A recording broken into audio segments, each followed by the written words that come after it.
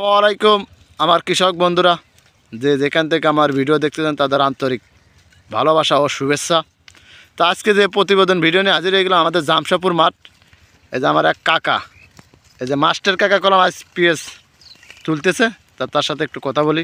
কাকা আসসালামু আলাইকুম। ওয়ালাইকুম আসসালাম। কাকা কেমন আছো? আলহামদুলিল্লাহ। কাকা পিস তুলতেছে না? পিস তুলতেছি। এই পিসের কতদিন বয়স কাকা? কতদিন? 90 দিন। 90 দিন না? কাকা কি জাতের বীজ লাগাইছিলে? Hybrid king. ও, কেমন ফলন হচ্ছে কাকা?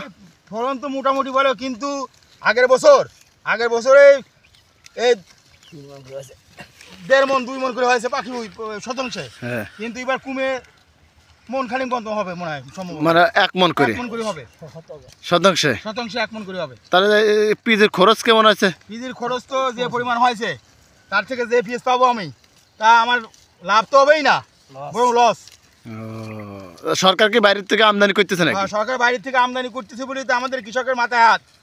কৃষকরা মরি সারছে এবার কৃষকরা শেষ না? কৃষকরা শেষ।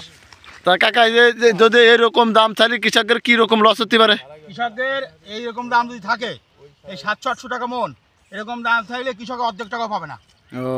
এই বছর দেওয়া যাচ্ছে এরকম দাম চলে, সামনের বছর আর পিস চাষের দিক পিস চাষ করবে না, মানুষ আগ্রহ করবে না। আগ্রহ করবে না। সরকারের আমি জোর দাবি জানাচ্ছি আমার পক্ষের থেকে, বাইরের থেকে আমদানি বন্ধ করে কৃষকের মুখে হাসি ফুটানোর জন্য এই পেঁয়াজের দামটা বাড়ানো উচিত। কি রকম বাজার থাকলে কৃষকের এটা থাকে? এখন এই যে পরিমাণ পেঁয়াজ উঠতেছে, আপাতত 2000 টাকা মন হলে কৃষকের মোটামুটি একটা সফলতা আসবে। দেখা যাচ্ছে যে এরকম দাম আছে, যদি সরকার একটা বাজার রেট দিলেও কলাম, আমাদের যে রাজবাড়ির যে কৃষকগুলো আছে আমরা সবচেয়ে পিস চাষের দিক আগে যাবো। কারণ আমাদের রাজবাড়ির যে পেঁয়াজ, এটা সারা বাংলাদেশে খুব সুনাম আছে।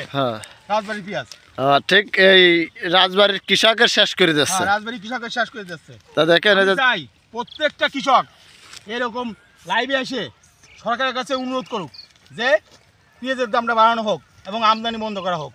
দেখা যাচ্ছে বিদেশ থেকে আমদানি না করুক। যে দেশের যে পিস আমদানি আছে, মানে আমরা চাষবাস করছি দেশে, তাই দেশের লোক খায় ফুরুতে পারবেন না, ফুরুতে পাবে না। দেশের লোক খায় ফুরুতে পারবেন না। ঠিক বাইরের থেকে আমদানি বন্ধ করুক, আমদানি বন্ধ করুক। সরকারের কাছে কই আমদানি বন্ধ করুক। ভাই দাও তো, দেখ কেমন আছে কাকা, দাও তো পেঁয়াজটা দেখাবো। হ্যাঁ কাকা দাও, দেখাচ্ছি। কাজ দেন, এই যে উঠতেছে, কাকা দাও। এই দেন, এই যে কি সুন্দর আছে, দেখছেন? এই দেখেন পিস, দেখেন ভাই।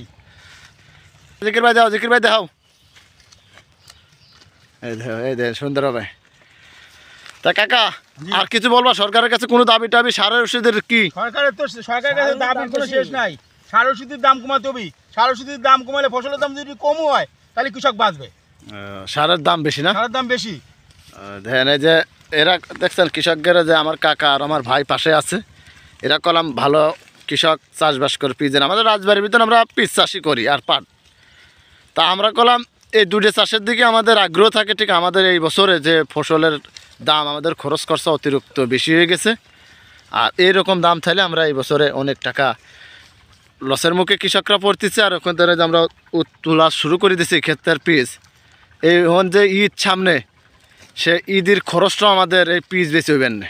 তো ঈদ গায়ে আমরা যাবো, একটা খরচ করলাম, সবাই জানেন আছে, সেই খরচটা আমাদের কাছে হবে না, পিস বেশি পাবো না। আমাদের ধরেন সার ওষুধের দোকানওয়ালারা আমাদের চাপ শুরু করে দিচ্ছে।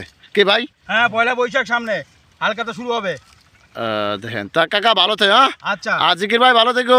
তা আমার কৃষক বন্ধুরা যে যেখান থেকে আমার ভিডিও দেখতেছেন তাদের আন্তরিক ভালোবাসার আমার পরের ভিডিও দেখতে বসতেছেন। আসসালামু আলাইকুম।